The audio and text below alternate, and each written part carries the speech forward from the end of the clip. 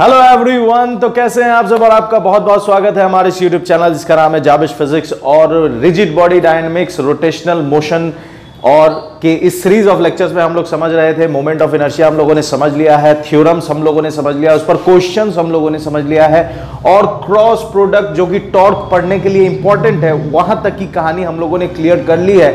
इस लेक्चर में हम लोग समझेंगे टॉर्क, लेकिन टॉर्क को फील करेंगे कि टॉर्क की जरूरत क्या है। थोड़ा मैं आपको जरूरत वो जो फील होता है कि टॉर्क एक्चुअली में है क्या और क्यों लाया गया, क्यों पढ़ना है, इस चीज को मैं इस लेक्चर में फील कराऊंगा और फिर टॉर्क को आगे लेकर चलेंगे और उसके बहुत सारी चीजों को हम लोग समझेंगे। अभी तक जो भी हम लोगों ने पढ़ा है उन सारे लेक्चर्स का एक कंप्लीट प्लेलिस्ट बना है जिसका लिंक आपको डिस्क्रिप्शन बॉक्स में मिल जाएगा या फिर यहाँ आई बटन पर मिल जाएगा, तो आप जाकर देख सकते हैं और अपने नॉलेज को बढ़ा सकते हैं। बात कर रहे हैं रोटेशनल मोशन, ठीक है, क्योंकि देखिए जो चीजें दो तरह से हम लोग डिफाइन करते हैं। कैसे डिफाइन करते हैं? तो पहला है, ठीक है, पहला है आपको काइनेमेटिक्स। पहला क्या है? काइनेमेटिक्स। और दूसरा क्या है? डायनामिक्स। दूसरा क्या है? डायनामिक्स। इस चीज को थोड़ा समझते हैं। काइनेमेटिक्स और डायनामिक्स ये दो हिस्से हैं किसके? मैकेनिक्स के। मैकेनिक्स के ये दो हिस्से हैं, ठीक है। काइनेमेटिक्स और डायनामिक्स ये किसके हिस्से हैं? तो ये हिस्से हैं मैकेनिक्स के। मैकेनिक्स, ठीक है। काइनेमेटिक्स, डायनामिक्स ये मैकेनिक्स के दो हिस्से हैं। इसमें आप क्या पढ़ते हैं? इसमें पढ़ते हैं motion without cause, motion without cause. और दूसरे वाले में क्या पढ़ते हैं? Motion without cause. और इस वाले में क्या पढ़िएगा? Motion with cause. Motion with cause, motion with cause. अब आप समझें तो अब तक आपने जो पढ़ा, अब तक जो आपने पढ़ा है वो क्या है? Linear motion. लीनियर मोशन पढ़ा आपने। और अभी आप क्या पढ़ रहे हैं? चैप्टर का हेडिंग ही क्या है? Rotational motion. Rotational motion. और रोटेशनल मोशन का थोड़ा बहुत कॉन्सेप्ट, मतलब मैं ये कहूं कि काइनेमेटिक्स आपने रोटेशनल मोशन का पढ़ लिया है सर्कुलर मोशन में। कैसे पढ़ा है देखिए। जैसे लीनियर मोशन में अगर हम डिस्प्लेसमेंट की बात करें तो लीनियर मोशन में हम लोग डिस्प्लेसमेंट की बात करें तो क्या कहते हैं? इसके नाम के आगे क्या लगा देते हैं? लीनियर। यहां पर रोटेशनल मोशन जो है इसके नाम के आगे क्या लगा देंगे? एंगुलर। तो एंगुलर डिस्प्लेसमेंट, ठीक है, एंगुलर डिस्प्लेसमेंट। उसके बाद आपने क्या पढ़ा? अच्छा, लीनियर डिस्प्लेसमेंट का सिंबल क्या है? S vector. एंगुलर डिस्प्लेसमेंट का सिंबल क्या है? थीटा। एंगुलर डिस्प्लेसमेंट का सिंबल क्या है? थीटा। उसके बाद लीनियर डिस्प्लेसमेंट, उसके बाद linear velocity. Linear velocity symbol क्या है? वी। एंगुलर वेलोसिटी सिंबल क्या है? ओमेगा, ठीक है। उसके बाद क्या? लीनियर वेलोसिटी हो गया, लीनियर। उसके बाद linear acceleration. Linear acceleration, linear acceleration symbol क्या है? ए। एंगुलर एक्सेलरेशन सिंबल क्या है? सिंबल है एंगुलर एक्सेलरेशन, सिंबल है अल्फा। ये सब कहानी हम लोगों ने सर्कुलर मोशन में कर लिया है। सर्कुलर मोशन चैप्टर जो मैंने डिस्कस किया है उसका भी प्लेलिस्ट आपको मिल जाएगा, ठीक है। प्लेलिस्ट वाले चैम्बर में जाइएगा या होम पेज में जाइएगा तो उसमें नीचे स्क्रॉल कीजिएगा तो 11th का पूरा बना हुआ है और नीचे 12th का बना हुआ है। तो सारे चैप्टर्स 11th के मिल जाएंगे, सारे चैप्टर 12th के मिल जाएंगे। प्लेलिस्ट बना हुआ है बाकायदा, आपको ढूंढने में आसानी होगी। लीनियर एक्सेलरेशन और एंगुलर एक्सेलरेशन। अब देखें तो सब कुछ वही चीज है, एनालॉगी है, सब एक दूसरे का क्या है? एनालॉगी। एनालॉगी मतलब क्या होता है? मिलता जुलता। एनालॉगी मतलब मिलता जुलता। तो आप ध्यान से देखें, बात तो वही है, बात तो वही है, बस हम क्या चेंज कर दे रहे हैं? सिंबल चेंज कर दे रहे हैं। Linear displacement, linear. अब यहां पर लीनियर फोर्स, लीनियर फोर्स भी है जिसको हम लोग दिखाते हैं किससे? एफ से। तो जाहिर सी बात है कि रोटेशनल में भी कुछ एंगुलर फोर्स नाम का चीज होगा और इसी एंगुलर फोर्स को ही हम लोग क्या बोलते हैं? टॉर्क बोलते हैं, जिसका सिंबल क्या होता है? टाउ। जिसका सिंबल क्या होता है, टाउ। अच्छा, लीनियर फोर्स है, इसमें और क्या है, लीनियर मोमेंटम।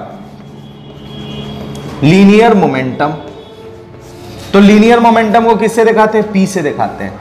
तो इसी के जैसा इसमें भी मिलेगा आपको, जिसको बोलेंगे एंगुलर मोमेंटम। एंगुलर मोमेंटम जिसका सिंबल क्या होगा, एंगुलर मोमेंटम जिसका सिंबल क्या होगा, एल।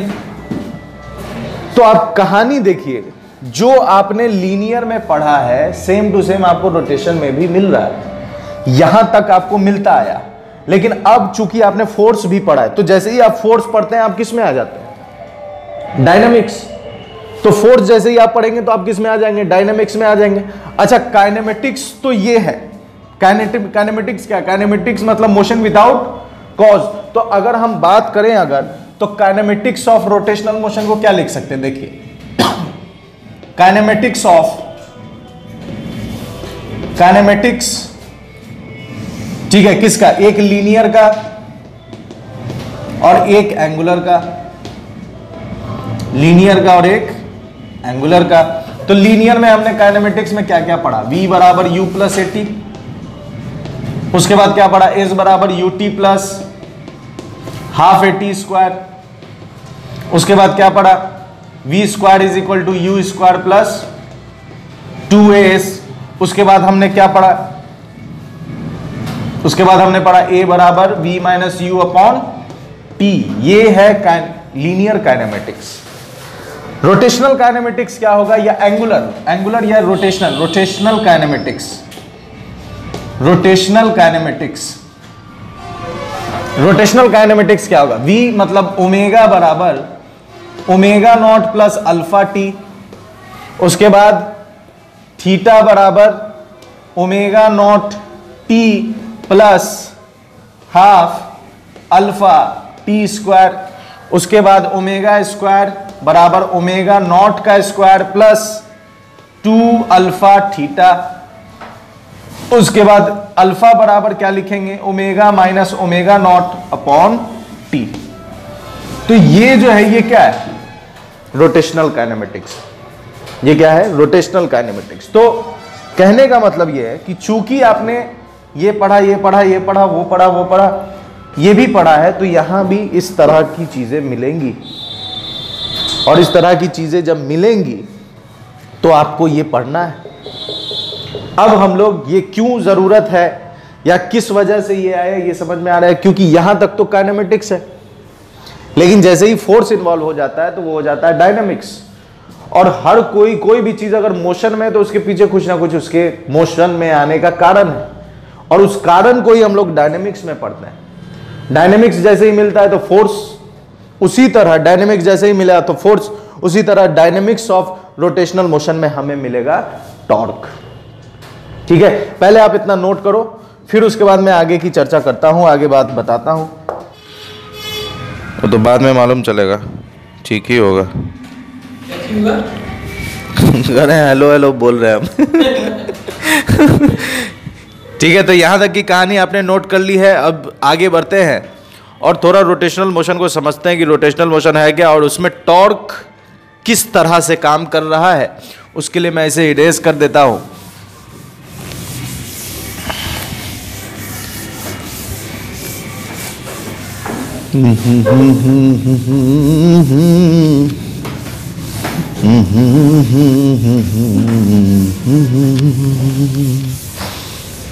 आइए देखिए, समझते हैं कहानी रोटेशनल मोशन। देखिए रोटेशनल मोशन क्या है। Rotational motion, rotational motion, rotational motion, ठीक है। रोटेशनल मोशन, रोटेशनल मोशन में होता क्या है कि एक फिक्स्ड पॉइंट होता है। अगर कोई फिक्स्ड पॉइंट के अबाउट अगर कोई मूव करे, कोई पार्टिकल मूव करे या कोई ऑब्जेक्ट मूव करे, मतलब फिक्स्ड पॉइंट के अबाउट, फिक्स्ड पॉइंट के अबाउट अगर कोई ऑब्जेक्ट मूव करता है, फिक्स्ड पॉइंट के अबाउट, फिक्स्ड पॉइंट के अबाउट अगर, ठीक है, अगर कोई पॉइंट, अगर कोई पॉइंट, अगर कोई पॉइंट मूव करे, मूव करे, ठीक है, तो वो रोटेशनल मोशन में है, तो वो रोटेशनल मोशन में है। ठीक है, फिक्स्ड पॉइंट के अबाउट अगर कोई पॉइंट नहीं करते हैं, यहां कर देते हैं ऑब्जेक्ट। ठीक है, ऑब्जेक्ट मूव करे तो वो रोटेशनल मोशन है, रोटेशनल मोशन। ठीक है, रोटेशनल मोशन। और उस ऑब्जेक्ट का हर पॉइंट सर्कुलर मोशन में, उस ऑब्जेक्ट का हर पॉइंट मूव करेगा, हर पॉइंट मूव करेगा, सेम एंगुलर वेलोसिटी के साथ, सेम एंगुलर वेलोसिटी के साथ। ठीक है, क्या मतलब है इसका? देखिए, जैसे मान लीजिए कि ये मेरे पास रॉड है, स्टिक है, और ये यहां से मैंने इसको फिक्स्ड कर दिया। ठीक है, फिक्स्ड कर दिया। अब अगर मैं इस पर यहां फोर्स लगाऊं तो ये घूमेगा। आप देख रहे हैं कि ये फिक्स्ड है, इस पॉइंट के अबाउट ये ऐसे घूम रहा है, तो ये रोटेट हो रहा है। इसको क्या बोलेंगे हम? रोटेशनल मोशन कहेंगे। अच्छा, अगर मैं इसको ऐसे घुमाऊं, ये घूम रहा है, तो इसका जितना भी पार्टिकल है, इस पॉइंट, इस लाइन पर जितने भी पार्टिकल्स है, सबका ओमेगा क्या होगा? सेम होगा। मतलब कि अगर ये एक रॉड है और हमने इसका ये वाला हिस्सा फिक्स्ड कर दिया, ये फिक्स्ड है और ये ऐसे घूम रहा है, मान लीजिए ये ऐसे घूम रहा है ओमेगा से, तो ये 0.1, 0.2, 0.3 सब का सब किससे घूमेगा? ओमेगा से घूमेगा। सब का सब किससे घूमेगा? ओमेगा से घूमेगा। ठीक है, सब का सब जब ओमेगा से घूमेगा तो सब का ओमेगा क्या होगा? ओमेगा 1 बराबर होगा ओमेगा 2 बराबर होगा ओमेगा 3, सब का ओमेगा बराबर होगा। लेकिन सब की वेलोसिटी सेम नहीं होगी, मतलब v1 नॉट इक्वल टू होगा v2 के बराबर, नॉट इक्वल टू होगा v3 के। क्यों? क्योंकि हम लोग जानते हैं v बराबर आर ओमेगा। ये कुछ रिलेशंस हम लोगों ने डिराइव किए थे सर्कुलर मोशन में। v बराबर आर ओमेगा, एक्सेलरेशन बराबर होता है आर अल्फा। ये कुछ रिलेशंस हम लोगों ने डिराइव किए थे। इसमें जब हम रोटेशनल मोशन की बात करेंगे तो पैरामीटर्स क्या क्या होगा? थीटा होगा, जिसको हम लोग एंगुलर डिस्प्लेसमेंट बोलते हैं, ओमेगा होगा, जिसको हम लोग एंगुलर वेलोसिटी बोलते हैं, उसके बाद अल्फा होगा, जिसको हम लोग एंगुलर एक्सेलरेशन बोलते हैं। उसके बाद इसमें भी, इस एक्सेलरेशन में भी क्लासिफिकेशन मिलेगा कुछ इस तरह कि एक एक्सेलरेशन होगा रेडियल वाला और एक एक्सेलरेशन होगा टेंजेंशियल वाला। ठीक है, तो theta omega alpha, radial acceleration, tangential acceleration. उसके बाद हमें जो मिलने वाला है, जो हम पढ़ेंगे वो क्या है? टॉर्क। उसके बाद हमें मिलेगा एंगुलर मोमेंटम और फिर रिलेशंस मिलेगा।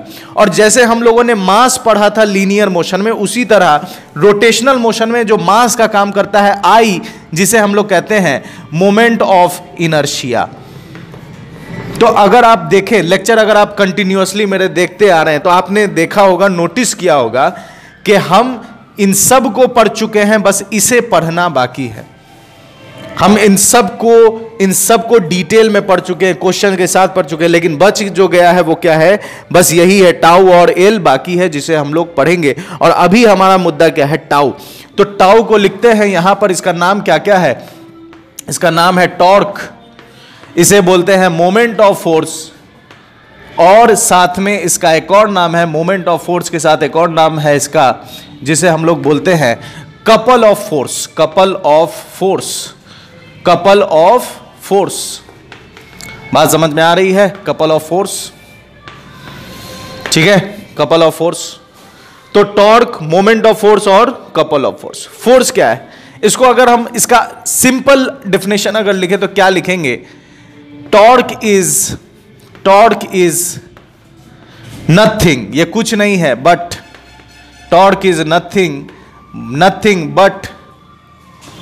बट घुमाव ऑफ फोर्स। ये क्या है? घुमाव ऑफ फोर्स। अगर आप फोर्स लगाएं और फोर्स लगाने के बाद, अगर आप फोर्स लगाएं और फोर्स लगाने के बाद वो चलने लगे, मतलब लीनियर मोशन करे, तो उसको सिर्फ फोर्स कहेंगे। लेकिन अगर आप फोर्स लगाते हैं और फोर्स लगाने के बाद वो घूमने लगे, तो उसे हम क्या कहेंगे, उसे कहेंगे हम लोग टॉर्क या रोटेशनल फोर्स। सिंपली हम लोग इसको ऐसे भी बोल सकते हैं, सिंपली एकदम आसान लैंग्वेज के लिए, आसान शब्दों में कहें, वर्ड में कहें तो क्या कहेंगे, रोटेशनल फोर्स। तो है ये बेसिकली फोर्स ही, है ये बेसिकली फोर्स ही, लेकिन इसका इफेक्ट क्या कर रहा है, घुमा दे रहा है। इसके इफेक्ट से क्या हो रहा है, घूम रहा है।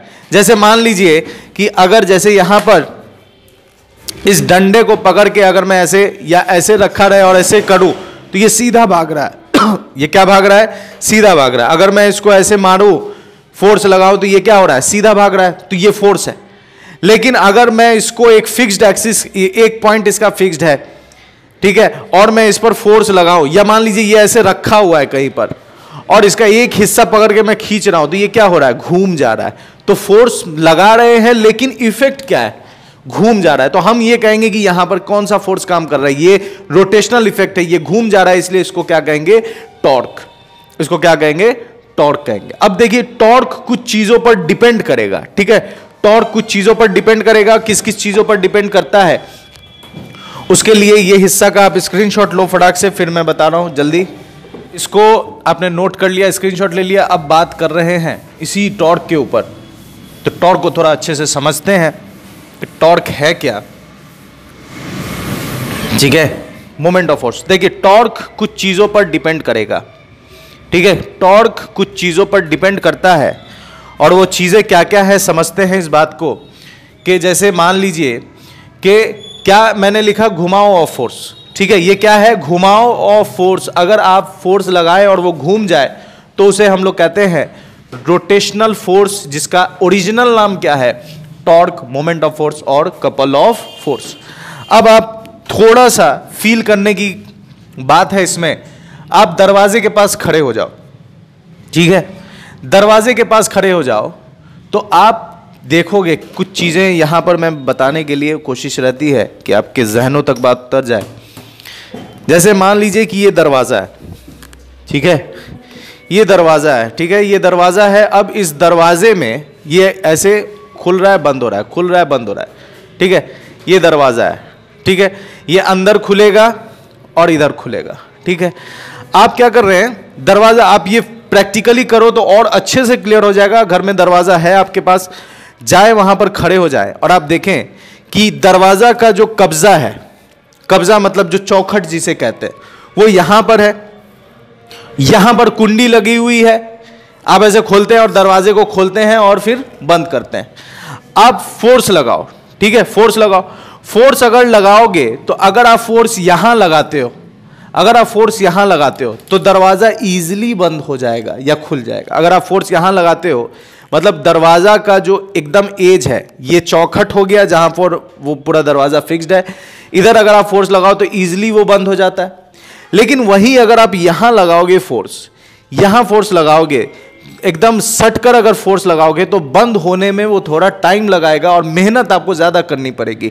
इसका मतलब कि जब आप फोर्स यहां लगाते हैं तो आसानी से वो बंद हो जा रहा है, लेकिन जैसे ही आप उसके एक्सिस से, ये यही ना एक्सिस है, इस एक्सिस के अबाउट जब आप फोर्स लगाते हैं, मतलब एक्सिस से जितने नजदीक होते चले जाते हैं तब आप फोर्स लगाते हैं, तो फोर्स ज्यादा काम नहीं करता है और आपको ज्यादा फोर्स लगाना पड़ता है और मेहनत ज्यादा करना पड़ता है। इसका मतलब कि जो टॉर्क है ये तो घूम रहा है, तो घूम रहा है तो इसका मतलब टॉर्क है। तो टॉर्क कुछ चीजों पर डिपेंड करेगा। किस किस चीजों पर डिपेंड करता है, देखिए सबसे पहले टॉर्क डिपेंड करेगा किस किस चीजों पर। Torque depends upon, torque depends upon, ठीक है, टॉर्क डिपेंड्स अपॉन, पहला मैग्नीट्यूड ऑफ फोर्स। किस पर डिपेंड करेगा, magnitude of force, magnitude of force पर डिपेंड करेगा। दूसरी चीज किस पर डिपेंड करेगा, ठीक है, दूसरी चीज इस पर डिपेंड करेगा कि आप इस एक्सिस से कितने नजदीक फोर्स लगा रहे हैं। मतलब ये एक्सिस है और यहां अगर आप फोर्स लगा रहे हैं, यहां अगर आप फोर्स लगा रहे हैं तो यहां से यहां की जो दूरी है आर, इसको क्या बोलेंगे, आर, लेंथ, ये लेंथ जितना ज्यादा होगा टॉर्क उतना ज्यादा होगा। मतलब किस पर डिपेंड करेगा, दूसरा आर पर डिपेंड करेगा। आर क्या है, perpendicular distance, perpendicular distance of point of application, of point of application of force, of point of perpendicular distance of point of application of force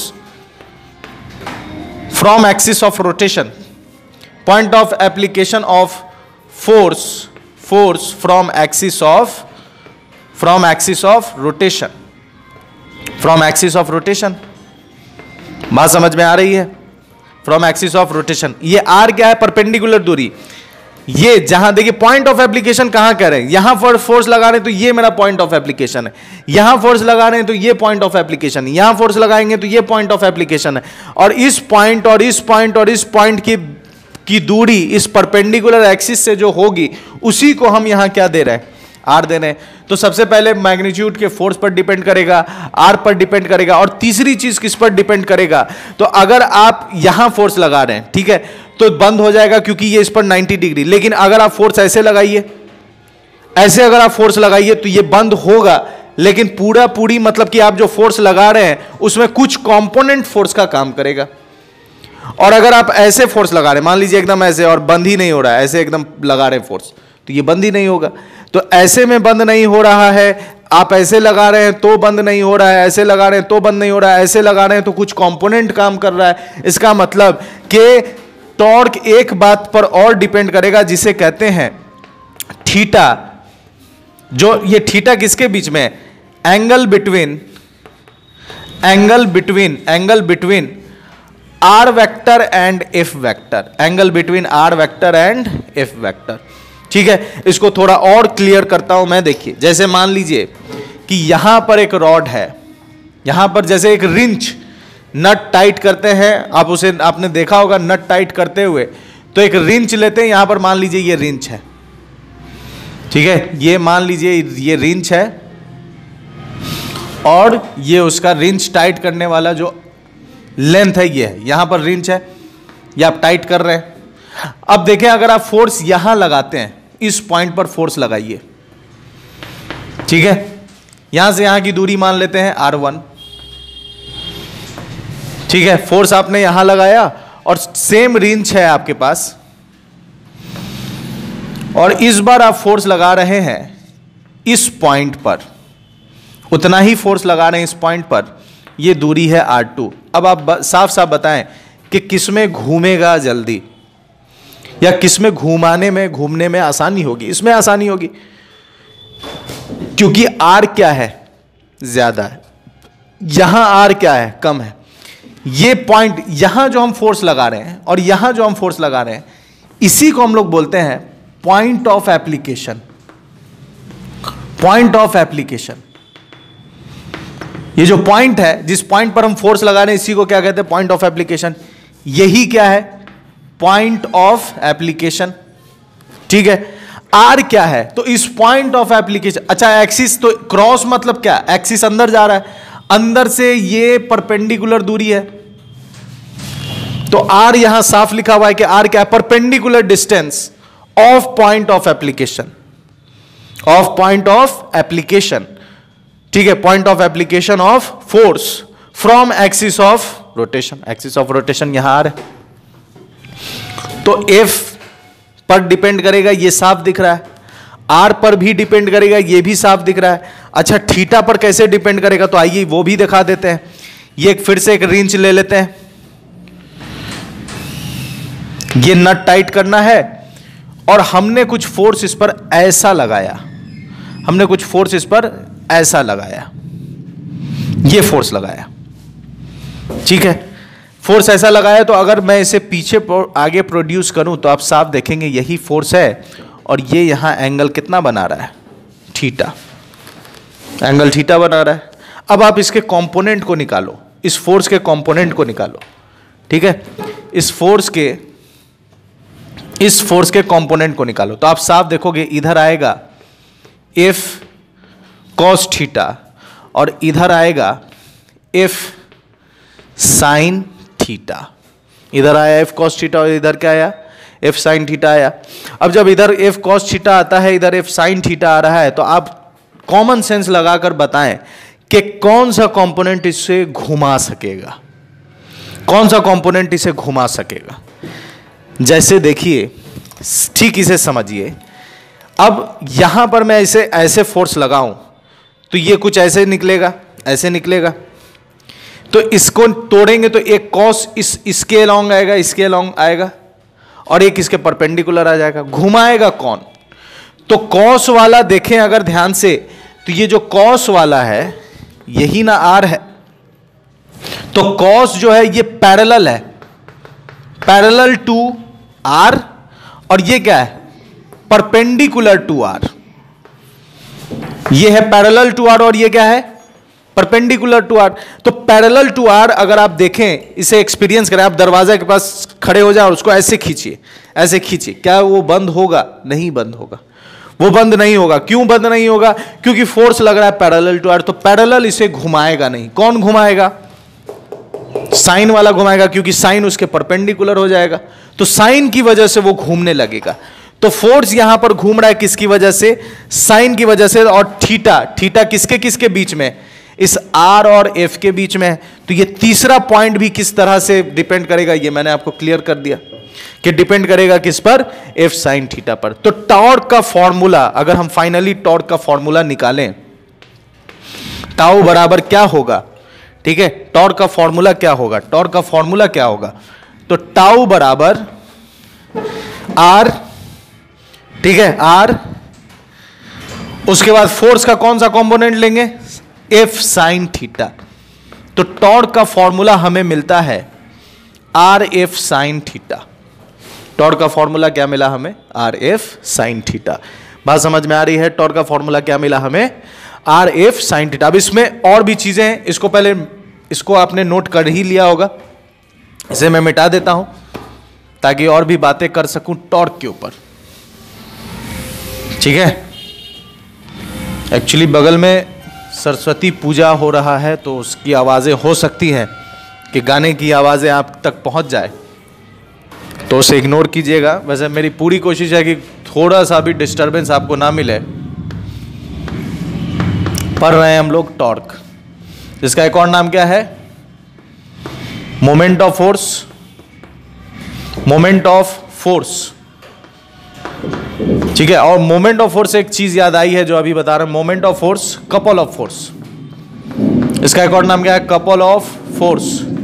ठीक है, couple of force, couple of force. अब देखिए moment of force क्या है? Moment, ये जो दूरी है ना, जिस पॉइंट पर फोर्स लग रहा है, ठीक है, जिस पॉइंट पर फोर्स लग रहा है और उसकी दूरी परपेंडिकुलर दूरी एक्सिस ऑफ रोटेशन से, इसी को हम लोग बोलते हैं, ये कहलाता है मोमेंट आर्म। क्या कहते हैं इसे? Moment arm. ठीक है, क्या कहते हैं इसे? Moment arm. मोमेंट आर्म कहते हैं। यहां मोमेंट आर्म है, ये है। तो बेसिकली ये जो आर है, परपेंडिकुलर दूरी, इसी का नाम हम लोग एक और नाम से जानते हैं, जिसको कहते हैं मोमेंट आर्म। मोमेंट आर्म, ठीक है। तो टाउ का फॉर्मूला कैसे आ गया? Are F sine theta. यहां तक की कहानी तो क्लियर है। अब बात आगे करें तो इस चीज को, इस फॉर्मूला को हम कई और तरीके से लिख सकते हैं। कैसे लिखेंगे? तो देखें अगर ध्यान से, तो यहां पर जो फॉर्मूला एफ साइन थीटा आया है, ठीक है, ये जो एफ साइन थीटा आया है और एफ कॉस थीटा है, तो एफ कॉस थीटा क्या है? पैरेलल, ठीक है, पैरेलल टू आर, और एफ साइन थीटा क्या है? Perpendicular to R. तो चूंकि एफ साइन थीटा कौन सा कंपोनेंट है? एफ साइन थीटा है परपेंडिकुलर वाला कंपोनेंट। एफ साइन थीटा क्या है? परपेंडिकुलर वाला कंपोनेंट। तो हम इस टाउ के फॉर्मूला को कुछ ऐसे भी लिख सकते हैं, tau is equal to R, और एफ साइन थीटा की जगह लिख सकते हैं एफ परपेंडिकुलर। ठीक है, क्या लिख सकते हैं? F perpendicular, F perpendicular, F perpendicular. ये टाउ का एक और फॉर्मूला मिल गया। अच्छा, जरूरी है कि आप सिर्फ एफ को ही रिजॉल्व करें? हो सकता है आर को भी रिजॉल्व करेंगे, तो उसका वाला फिगर देख लीजिए। अगर मान लेते हैं कि ये फिक्स्ड पॉइंट है और यहां से ये पॉइंट ऑफ एप्लीकेशन का पोजीशन वेक्टर है आर वेक्टर। ये पॉइंट क्या है? Point of application. ये पॉइंट है point of application. Point of application का ये आर वेक्टर क्या है? Position vector. और हम इस पर फोर्स लगा रहे हैं, इधर फोर्स लग रहा है, इधर, ठीक है, फोर्स लग रहा है इधर। दोनों के बीच में थीटा कितना बनेगा? मान लीजिए थीटा। तो अगर इस थीटा को यहां भी हम इसके पैरेलल ड्रॉ करें और आर को रिजॉल्व करें, तो इधर वाला आएगा आर कॉस थीटा, और इधर वाला आएगा आर साइन थीटा, तो आर कॉस थीटा इसके पैरेलल हो गया, आर साइन थीटा इसके परपेंडिकुलर हो गया, तो ये है पैरेलल और ये है परपेंडिकुलर। तो हम जो टॉर्क का फॉर्मूला लिखे उस टॉर्क के फॉर्मूला को कुछ ऐसे भी लिख सकते हैं, आर एफ साइन थीटा, तो आर साइन थीटा क्या है, परपेंडिकुलर, तो लिखेंगे आर परपेंडिकुलर इंटू एफ। तो तीन फॉर्मूला आपने देख लिया टॉर्क का, एक क्या है आर एफ साइन थीटा, एक क्या है आर एफ परपेंडिकुलर, और दूसरा क्या है आर परपेंडिकुलर एफ। एक फॉर्मूला और है जिसे हम लोग कहते हैं क्रॉस प्रोडक्ट। ठीक है, क्रॉस प्रोडक्ट क्या है, तो उसके लिए आप पहले इतना नोट करो, ठीक है, इतना नोट करो, फिर मैं क्रॉस प्रोडक्ट वाली बात भी आपको क्लियर करके बताता हूं। ठीक है, इतना नोट करो, फिर उसके बाद बता रहा हूं मैं। या क्रॉस प्रोडक्ट देख ही लो, इधर इसको मिटा देता हूं मैं, ये एफ, इसको थोड़ा छोटा कर दीजिए, एफ वेक्टर, ठीक है, ये एफ वेक्टर है यहां। क्रॉस प्रोडक्ट के लिए समझिए, फिगर यही लेते हैं, फिगर यही लेते हैं, ठीक है, फिगर अगर यही ले तो जो टाउ हो जाएगा, ये मान लेते हैं ये पॉइंट ए है, सॉरी ओ है, ये पॉइंट मान लेते हैं ओ है, तो क्या लिखेंगे, लिखेंगे tau torque vector is equal to, क्या लिख सकते हैं, R vector cross F vector. या सिंपली ऐसे समझिए कि जहां साइन हटता है वहां क्या आता है, कॉस आता है, जहां साइन हटेगा वहां क्या आएगा, कॉस आएगा, तो टाउ वेक्टर बराबर क्या हो जाएगा, R vector cross F vector. इस केस में डायरेक्शन के लिए हम लोग यूज करेंगे right hand thumb rule, RHTR। Direction के लिए हम लोग क्या यूज करेंगे, right hand thumb rule. Direction के लिए हम लोग यूज करेंगे राइट हैंड थंब रूल। तो टॉर्क के फॉर्मूलाज हमने देख लिए, अब इस पर कुछ क्वेश्चंस कर लेते हैं, आसान सिंपल क्वेश्चंस कर लेते हैं। याद रखिए, सिंपल से मैं फिर से रिकॉल कर देना हूं, टॉर्क क्या है, घुमाव ऑफ फोर्स। अगर आप फोर्स लगा रहे हैं और उसके इन्फ्लुएंस में वो घूम रहा है, वो टर्न हो रहा है, रोटेशनल इफेक्ट दिखा रहा है, तो हम उसे क्या कहेंगे, टॉर्क कहेंगे। ठीक है, हम उसे टॉर्क कहेंगे, ठीक है, टॉर्क कहेंगे। टॉर्क कुछ बातों पर डिपेंड करता है, कैसे, मैग्नीट्यूड ऑफ फोर्स पर डिपेंड करेगा, कैसे, उस पर मैंने ये फिगर बनाया है। जो डिपेंड है, जिस चीज पर डिपेंड कर रहा है उसका फिगर मैंने बताया, ताकि जहनों तक बात पहुंच जाए, आपकी बात क्लियर हो जाए। फोर्स पर डिपेंड करेगा। दूसरी चीज क्या है, आर पर डिपेंड करता है। अच्छा, आर है क्या, तो परपेंडिकुलर डिस्टेंस है, परपेंडिकुलर डिस्टेंस ऑफ किसका, of point of application, perpendicular distance of point of application of force from axis of rotation. मतलब जिस पॉइंट पर आप फोर्स लगा रहे हैं उस पॉइंट को ही हम लोग पॉइंट ऑफ एप्लीकेशन कहते हैं, और उस पॉइंट की दूरी एक्सिस ऑफ रोटेशन से कैसी वाली, परपेंडिकुलर वाली, तो वो कहलाता है आर। और इस आर का एक और नाम है जिसे हम लोग कहते हैं मोमेंट आर्म। तो आर पर भी डिपेंड करेगा। यहां देखिए, यहां टॉर्क ज्यादा होगा, यहां टॉर्क कम होगा, क्योंकि आर यहां कम है, यहां आर ज्यादा। ये कॉमन सेंस वाली चीज है।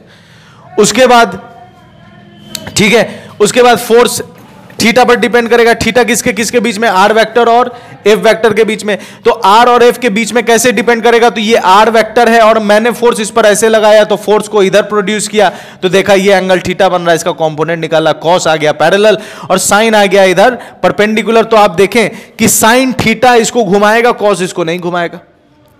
ठीक है, क्यों ऐसा है कि साइन घुमाएगा, तो हमेशा याद रखिए कि जो कंपोनेंट एक्सिस से पास, कॉस वाला एक्सिस से पास हो रहा है, परपेंडिकुलर वाला एक्सिस से पास नहीं हो रहा है। तो जो कंपोनेंट, इसका कॉज अगर हम लिखें या रीजन अगर लिखें कि क्यों ये घुमा नहीं रहा है, क्योंकि ये एक्सिस से पास कर रहा है, क्योंकि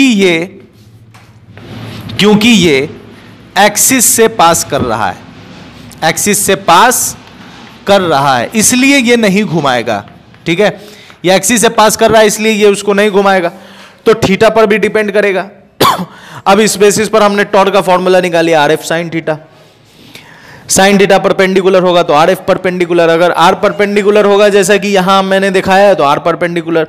इसी को वेक्टर फॉर्म में लिखेंगे तो टाउ वेक्टर बराबर R vector cross F vector. Direction निकालने के लिए क्या यूज करेंगे, राइट हैंड थंब रूल। तो हर एक बात का एग्जाम्पल आपके बोर्ड पर अवेलेबल है, कोई कंफ्यूजन की सवाल ही नहीं है। कंसेप्ट और क्रिस्टल क्लियर कंसेप्ट हो गया होगा कि किस तरह से किस बात को दिखाया गया और समझाया गया। पहले आप इसको नोट कीजिए, फिर इस पर हम लोग कुछ छोटा क्वेश्चन करें ताकि समझ में आए कहानी। क्या ये आर वेक्टर है, ठीक है, ये एफ वेक्टर है, दोनों के बीच में थीटा बनेगा, ये थीटा यहां होगा कॉरस्पॉन्डिंग एंगल से। इस आर को रिजॉल्व करो तो जिधर थीटा उधर कॉस, जिधर थीटा नहीं उधर साइन। तो कॉस वाला इस फोर्स के पैरेलल दिख रहा है साफ साफ, इससे मूव नहीं करेगा,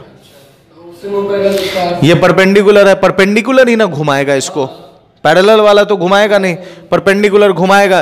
तो आर साइन थीटा की जगह हम क्या लिख सकते हैं, या यहीं आर साइन थीटा है, इसमें से आर साइन थीटा को क्या लिख दो, आर परपेंडिकुलर, या यहां वाला आर साइन थीटा डालो, आर साइन थीटा परपेंडिकुलर है उसको डाल दो और एफ डाल दो। इसी को वेक्टर फॉर्म में कैसे लिखेंगे, टाउ वेक्टर बराबर R vector cross F vector. Right hand thumb rule कल क्रॉस प्रोडक्ट में नहीं बताए थे, वही है, वही चीज है।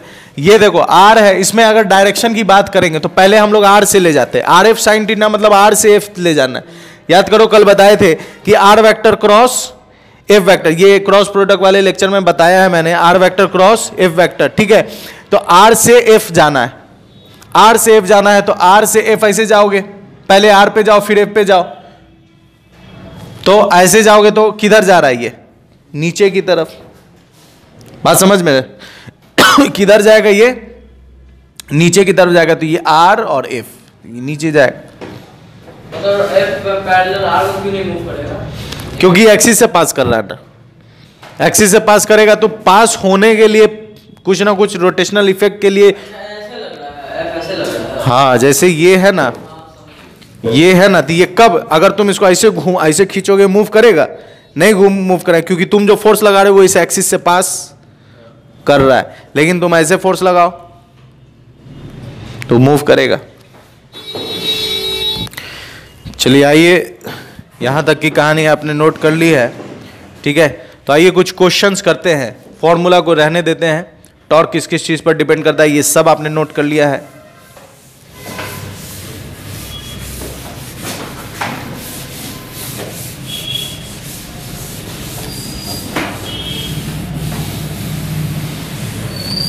चलिए अब देखते हैं कुछ एग्जाम्पल्स, कुछ क्वेश्चंस करते हैं एग्जाम्पल, सिंपल सिंपल क्वेश्चन करेंगे। फाइंड टॉर्क, सारी जगह सब जगह आपको क्या निकालना है, फाइंड टॉर्क, ठीक है, टॉर्क निकालना है। सबसे पहला सवाल, ये एक पुली है, ठीक है, पुली, और ये पुली है और इस पर इसको ऐसे रस्सी से खींचा जा रहा है, या फिलहाल एक ही रस्सी लेते हैं, ठीक है। इसका रेडियस है 2 मीटर, इधर खींचा जो जा रहा है, फोर्स लगाया जा रहा है 10 न्यूटन। टॉर्क बताना है कितना है, बी नंबर, पुली है 1 मीटर, खींचा जा रहा है इधर 10 न्यूटन F1, और इधर खींचा जा रहा है F2 5 न्यूटन। आपको निकालना है, इसमें दोनों फोर्स की वजह से टॉर्क निकालना है। तीसरा सवाल, रॉड है, ठीक है, रॉड ये फिक्स है, इस पॉइंट पर फोर्स लगा रहे हैं हम, ठीक है, मान लेते हैं 10 न्यूटन फोर्स लग रहा है, एंगल है 37, ठीक है, यहां से यहां की दूरी मान लेते हैं 2 मीटर, टॉर्क निकालना है। कैसे करेंगे, कैसे करेंगे, फॉर्मूला सब आपके सामने है स्क्रीन पर, बोर्ड पर, ठीक है, वीडियो चालू है ना जी। तो कैसे करेंगे, देखिए फॉर्मूला क्या है, ये आर है, इस पॉइंट पर फोर्स लग रहा है ना, पॉइंट ऑफ एप्लीकेशन यही है, पॉइंट ऑफ एप्लीकेशन जब यही है तो फोर्स कितना लग रहा है 10 न्यूटन। तो एफ परपेंडिकुलर, ये आर, यहां से ये एक्सिस ऑफ रोटेशन है, देखिए ये एक्सिस ऑफ रोटेशन, इस पॉइंट पर फोर्स लग रहा है, तो इस एक्सिस ऑफ रोटेशन से ये आर वेक्टर हो गया, फोर्स इस पर परपेंडिकुलरली लग रहा है, कितना 10 न्यूटन, तो टाउ बराबर क्या है आर इंटू एफ परपेंडिकुलर, तो आर कितना है 2, एफ परपेंडिकुलर कितना है 10, कितना आया 20 न्यूटन। अच्छा कैसे घूम रहा है ये, क्लॉक की एंटी, तो ये नीचे जाएगा तो ये ऐसे घूमेगा, मतलब क्लॉकवाइज। 20 न्यूटन लग रहा है, और कैसे लग रहा है, क्लॉकवाइज लग रहा है। ठीक है, क्लॉकवाइज लग रहा है। इसमें देखें, अगर F1 F2 इसमें देखते हैं तो ये पॉइंट ऑफ एप्लीकेशन, और इस फोर्स के लिए ये पॉइंट ऑफ एप्लीकेशन। ठीक है, ये एक्सिस ऑफ रोटेशन है, आर कितना 1 मीटर कितना लग रहा है, तो टाउ 1 अगर हम निकालें तो टाउ 1 हो जाएगा, फोर्स नीचे जा रहा है, tau 1 R F perpendicular, R कितना 1 मीटर, एफ परपेंडिकुलर कितना 10, तो आ गया टाउ 10। ठीक है, अच्छा ये आपके सवाल में देखिए एक चीज समझ लीजिए, सब कुछ सही है, सब कुछ सही है। एक चीज और आपको समझाना क्या था कि टॉर्क कैसा क्वांटिटी है, तो ये वेक्टर क्वांटिटी, याद रखिए टॉर्क वेक्टर क्वांटिटी है। ठीक है, क्योंकि क्रॉस प्रोडक्ट है, टॉर्क वेक्टर क्वांटिटी। और इसका एसआई यूनिट क्या होगा, एसआई यूनिट इज, इसका एसआई यूनिट क्या होगा, तो फोर्स होता है न्यूटन और आर क्या होता है मीटर, तो न्यूटन मीटर। इसका एसआई यूनिट क्या होगा, न्यूटन मीटर। तो ये पॉइंट भी याद रखना आपको, टॉर्क कैसा क्वांटिटी है, वेक्टर, और एसआई यूनिट क्या होगा इसका, न्यूटन मीटर। तो यहां जो न्यूटन मैंने लिखा है ये न्यूटन मीटर होगा। ठीक है, न्यूटन मीटर। यहां टॉर्क कितना आया, न्यूटन मीटर। कैसे घूम रहा है, ये फोर्स इसको इधर ले जाएगा, तो ये है क्लॉकवाइज। इसके लिए काम करें टाउ 2, तो पॉइंट ऑफ एप्लीकेशन ये आर परपेंडिकुलर है, तो कितना हो गया R into F perpendicular, R कितना 1 मीटर, एफ परपेंडिकुलर कितना 5 न्यूटन मीटर, ये टाउ 2 आ गया। अच्छा ये कैसे घुमा रहा है इसको, एंटी क्लॉकवाइज, एंटी क्लॉकवाइज घुमा रहा है। कहानी समझ में आ रही है, आइए अब इस पर काम करते हैं। ठीक है, इसको कैसे करें, इसको कैसे करें, तो फोर्स का 2 कंपोनेंट निकालना है आपको, या 2 कंपोनेंट क्या, फॉर्मूला क्या, आर एफ साइन थीटा, तो टाउ बराबर आर एफ साइन थीटा। देखिए इस पॉइंट पर फोर्स लग रहा है, तो ये पॉइंट ऑफ एप्लीकेशन, ये पॉइंट ऑफ एप्लीकेशन है। ठीक है, इस पॉइंट पर फोर्स लग रहा है, ये पॉइंट ऑफ एप्लीकेशन है, और ये पॉइंट ऑफ एप्लीकेशन का एक्सिस से परपेंडिकुलर दूरी या आर वेक्टर जो भी कहिए। तो आर कितना है 2, एफ कितना है 10, साइन 37। साइन 37 अगर आपको याद है या नहीं है कोई फर्क नहीं पड़ता, मैं फिर से बता रहा हूं, 53 डिग्री, 5 और 3 छिटका दीजिए, 37 degree 4, sine 37 P by H, perpendicular 3/5, तो 2 इंटू 10 इंटू 3/5, 5 से 2 टाइम्स 4 तिया 12 न्यूटन मीटर, टॉर्क हो गया न्यूटन मीटर। अच्छा साइन ऊपर जाएगा तो ये कैसे घूमेगा, ऐसे घूमेगा, ऐसे घूमेगा, मतलब कि एंटी क्लॉकवाइज, एंटी क्लॉकवाइज। तो किस तरह से क्वेश्चंस पर जो फॉर्मूला हमने लिखवाया है उस पर आप देख सकते हैं, एफ परपेंडिकुलर। ठीक है, क्रॉस प्रोडक्ट पर भी अभी बताऊंगा, लेकिन एक सवाल और कर लेते हैं। ठीक है, चलिए इसको नोट कर लीजिए, फिर मैं अगला सवाल कराता हूं आपको।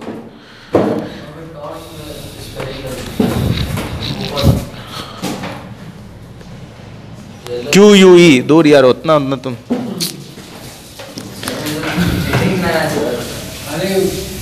ना मिस्टेक होता है।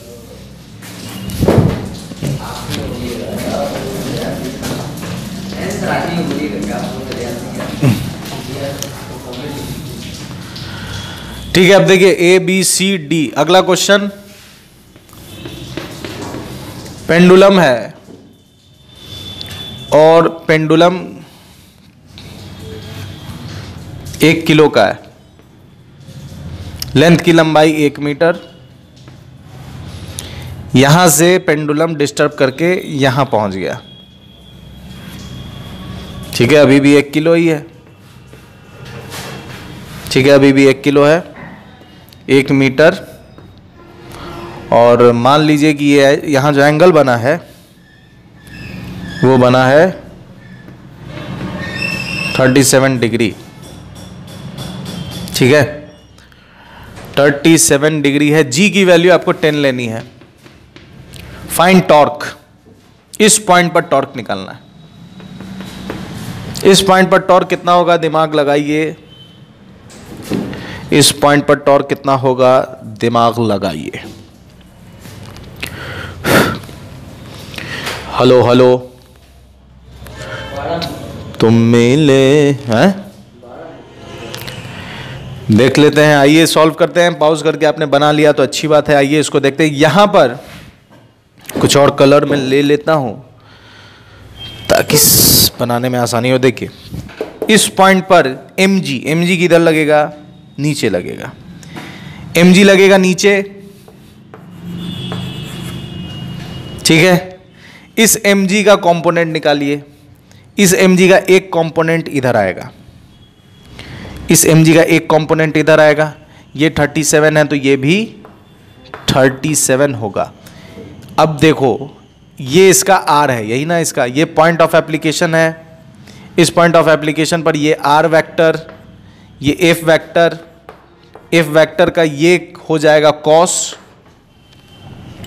ये होगा f cos f, मतलब mg, f क्या है, mg है, तो mg cos थीटा, थीटा 37। और इसका साइन वाला जो होगा वो कौन होगा, साइन वाला होगा ये, ठीक है। ये हो जाएगा mg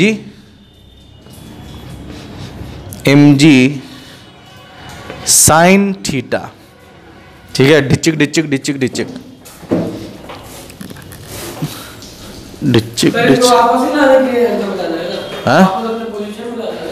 हाँ टॉर्क कितना लगेगा,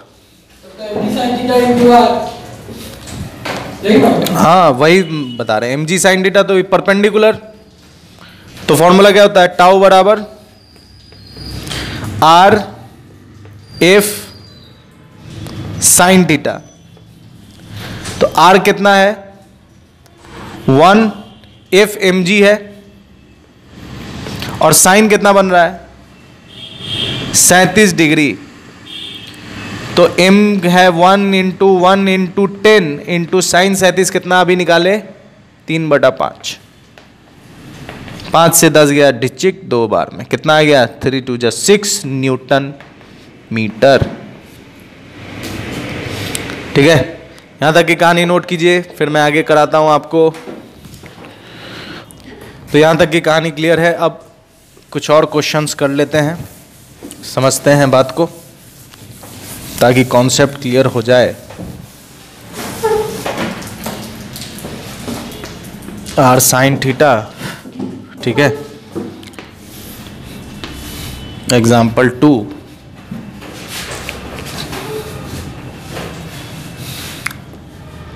ये यहां से ये पॉइंट फिक्स पॉइंट है, ठीक है, फिक्स्ड पॉइंट। और फिक्स्ड पॉइंट यहां पर मान लेते हैं फोर्स लग रहा है 10 न्यूटन, 37 डिग्री, 5 मीटर, ठीक है। यहां फोर्स लग रहा है, यहां भी लग रहा है, यहां लग रहा है मान लीजिए ये 10 मीटर है, ठीक है। ये 37 डिग्री, फोर्स लग रहा है 10 न्यूटन, ठीक है, 10 न्यूटन। यहाँ फोर्स लग रहा है, ये है एंगल 45 डिग्री, ठीक है, 45 डिग्री। और इधर फोर्स लग रहा है, मान लेते हैं ये है कितना, ये भी 10 मीटर है। फोर्स लग रहा है 20√2। Find net torque, find net torque, ठीक है। पॉज कीजिए, बनाइए इसको, पॉज कीजिए और सॉल्व कीजिए। सबको जोड़ देंगे, सेम डायरेक्शन होगा तो जोड़ देंगे। चलिए अब करते हैं इसको रिजॉल्व करते हैं, ठीक है। तो इधर आता है और ट्रायंगल बना लेते हैं ताकि ट्रायंगल आसानी दे। 53 डिग्री, 5 इधर 3 इधर, 37 डिग्री, 4 नीचे, ठीक है। हाँ अब देखिए साइन 53 मतलब इधर आएगा कॉस, इधर आएगा 10 cos 37, ठीक है। cos 37 बेस बाय हाइपोटेनस मतलब कि base by hypotenuse 10 into cos 37 base by hypotenuse हो जाएगा 4/5, मतलब इधर आया 8, इधर आएगा कितना, इधर आएगा 10 sin 37, ठीक है। 10 sin 37 तो 10, ठीक है। 10 sin 37, sin 37 हो जाएगा 3/5, 3/5 6, तो इधर आ रहा है 6, ये 5, तो टॉर्क का फॉर्मूला क्या होता है, आर एफ परपेंडिकुलर मतलब कि 5 इंटू 6 कितना आ गया इधर 30 न्यूटन, ठीक है। 30 न्यूटन आ गया, ऐसे जाएगा, ऐसे जाएगा। ये कौन सा वाइज है, एंटी क्लॉकवाइज, ठीक है, एंटी क्लॉकवाइज है। इधर आते हैं अब इधर आइए और इसमें आर को तोड़ते हैं, तो परपेंडिकुलर कौन आएगा इस आर का, परपेंडिकुलर इधर आएगा 10, वही चीज है, नहीं 5 था, हाँ 10 था। 10 cos 37, 10 cos 37 इधर आएगा 8 और इधर आ जाएगा कितना 10 cos 30, इधर आ जाएगा 6। घुमाने का काम कौन करेगा, ये परपेंडिकुलर है, ये परपेंडिकुलर है, ये पैरेलल है, ये आर पैरेलल है, ये आर परपेंडिकुलर है। घुमाने का काम कौन करेगा, घुमाने का काम ये करेगा, तो हो गया 10 गुने 6, ठीक है। 10 गुने 6 ये कितना आ गया 60, ये भी ऐसे जाएगा, ऐसे आर वेक्टर ये है आर एफ 60, ये भी एंटी क्लॉकवाइज, ये भी एंटी क्लॉकवाइज। अब इस पे बात करते हैं 20 न्यूटन, ठीक है, 20 न्यूटन और आर वेक्टर है इसका 20 न्यूटन, ये फोर्स 10 मीटर, ठीक है। इसमें आर, एक सेकंड इसको थोड़ा करेक्ट कर लीजिए, 20√2 इधर लग रहा है, ठीक है, 20√2 इधर लग रहा है, ये 10 मीटर है, 20√2 इधर लग रहा है, ठीक है, ये 10 मीटर है। अब इसको तोड़े, अब इसको तोड़िए, 10 का इधर 10 कितना आ जाएगा 10 रूट cos 45 कितना होता है 1/√2, तो इधर आएगा 10/√2 इधर आएगा, इधर आएगा 10/√2। परपेंडिकुलर कौन है, तो ये परपेंडिकुलर है, तो इधर आ जाएगा 10√2 इंटू 10/√2 इंटू 20√2, √2 से √2 ढीचे कितना आ गया 200। अच्छा ये कैसे आएगा, ठीक है, ये कैसे आएगा, आर इसका इधर है, फोर्स इधर जा रहा है, तो ये भी ऐसे ही जाएगा, ये भी एंटी क्लॉकवाइज ही जाएगा, ठीक है, एंटी क्लॉकवाइज डायरेक्शन, ठीक है, एंटी क्लॉकवाइज डायरेक्शन है। तो तीनों कितना आ गया, तीनों को जोड़ दीजिए 200, 230, 290, टाउ आ गया कितना, tau 1 plus tau 2 plus tau 3, सबको जोड़ेंगे तो 290 न्यूटन मीटर, क्योंकि सबका डायरेक्शन क्या है, सेम है, सब एंटी क्लॉकवाइज है, इसलिए जुड़ गया। अगर कोई भी क्लॉकवाइज होता तो वो जुड़ता नहीं, ठीक है, वो माइनस हो जाता। बात समझ में आ रही है, तो यहां तक की कहानी क्लियर है, कुछ डाउट है? 10 का तोड़ेंगे, इसका थोड़ी तोड़ेंगे, फोर्स तो इधर लग रहा है, फोर्स तो इधर लग रहा है, हाँ ये आर पर, ये हो गया आर परपेंडिकुलर, ये हो गया आर पैरेलल, ठीक है, इसमें आर परपेंडिकुलर आर पैरेलल, इसमें आर पैरेलल हो गया और ये आ गया आर परपेंडिकुलर। ये और क्या फोर्स का है तोड़ोगे, आर तोड़ना है तो फोर्स, जब फोर्स पे रहेगा तो फोर्स तोड़ेंगे।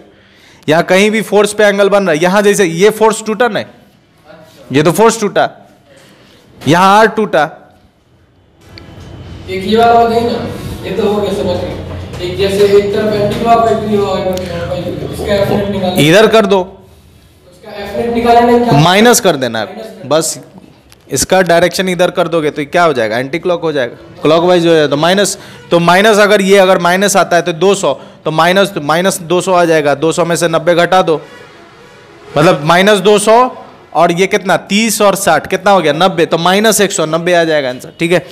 तो यहां तक की कहानी क्लियर है। और इसके नेक्स्ट पार्ट में अब एक पॉइंट आपको समझना यह है कि आप देखिए ये जो भी हमने किया सब में फोर्स लग रहा है एक पॉइंट पर, सब में फोर्स लग रहा है एक पॉइंट पर लग रहा है, ठीक है, तो ये हमने काम किया टॉर्क अबाउट ए पॉइंट। अब नेक्स्ट लेक्चर में हम लोग समझेंगे टॉर्क अबाउट एन एक्सिस, जिसमें हम लोग पढ़ेंगे टाउ बराबर आई अल्फा। तो ये अल्फा का कंसेप्ट समझेंगे हम लोग, टाउ बराबर आई अल्फा। अपने नेक्स्ट लेक्चर में जो यहां पर डिस्प्ले हो रहा है उसमें हम लोग समझेंगे यही कहानी। ठीक है, तो मेरे साथ बने रहने के लिए बहुत बहुत शुक्रिया, अपना ख्याल रखें, गुड बाय एंड खुदा हाफिज।